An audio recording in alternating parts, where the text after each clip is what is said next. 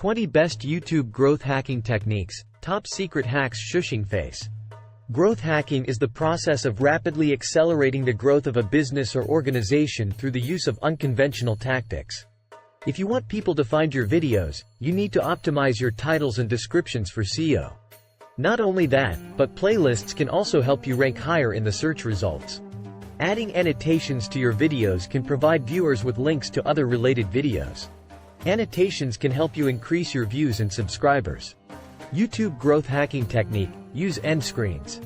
For example, let's say you have a travel channel and want to promote your videos on Quora.